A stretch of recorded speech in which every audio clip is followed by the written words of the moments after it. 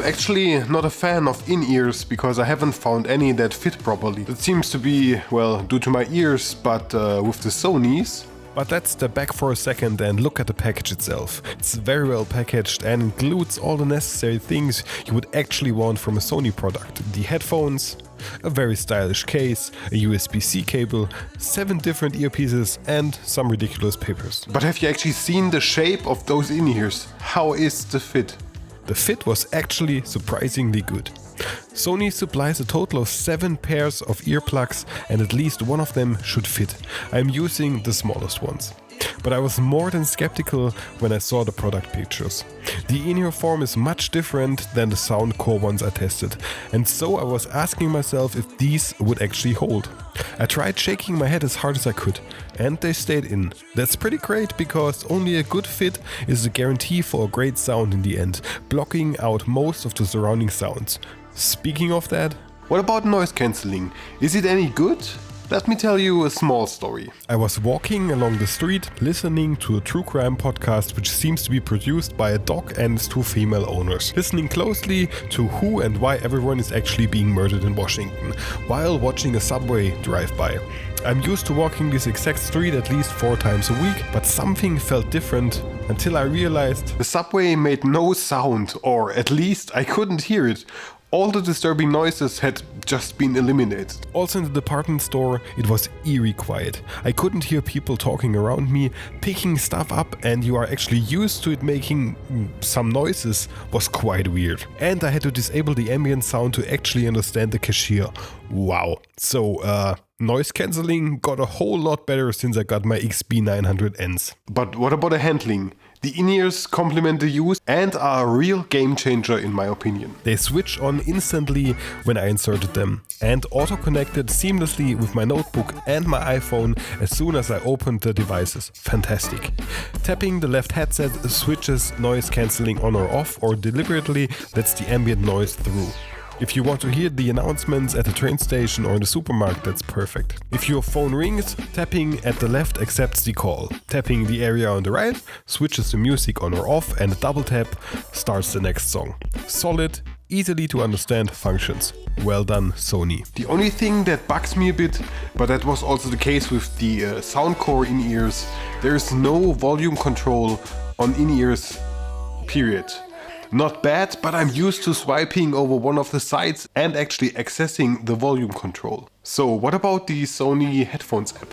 To me, it has the cold charm of old Apple apps. Classy and simple, but offering a lot of control functions, including the player functions for music playback, which I find kind of weird. Who is actually using the Sony app to control its music? In addition, you should try the digital sound enhancement engine, which upsamples MP3s in order to breathe more musical life into compressed formats. It's like adding a contrast pop to images and works quite well. I also enjoy the different equalizer setups that are already included. Most of them sounded pleasing to my ear. Speaking of my ear, there was a big hype about the 360 sound functions in the in-ears, but this only works with streaming services such as Tidal, and why would I actually subscribe to it just because of a function that is more meh than anything else the headphones have to offer? So I actually haven't mentioned the case yet. It's very stylish, the color combination is finger-licking good, and it keeps the 2 in-ears very well protected. The in-ears are held magnetically, but be ready to rotate your in-ears for days until you recognize how they should actually be inserted correctly. The case is, as always with in-ears, a power bank, charging the headphones and itself via USB-C. No charging brick is included, but I think we all have plenty of spare lying around. The battery performance is very impressive for such a tiny device. In comparison, together with the case, Sony claims 32 hours of battery life. 32 hours. That's mighty impressive. I haven't tested it yet, but if that's real, it's just ridiculous. And now to the most important category, the sound test. I again tried a lot of different artists, ranging from metal to singer-songwriter to electronic shenanigans. And I wore them while actually cutting the Liberty Air 2 Pro video to test sound levels in editing, and I'm really impressed. I tested them against my over-ears and they actually come very close in terms of performance. The highs aren't too flat, the lows are very full and for such tiny drivers outstanding, and the mids are very well balanced. The headphones immediately try to impress you with a really well balanced soundscape that mixes all of its elements to almost a perfect degree. I know this is very subjective, but I'm mighty impressed. Conclusion time.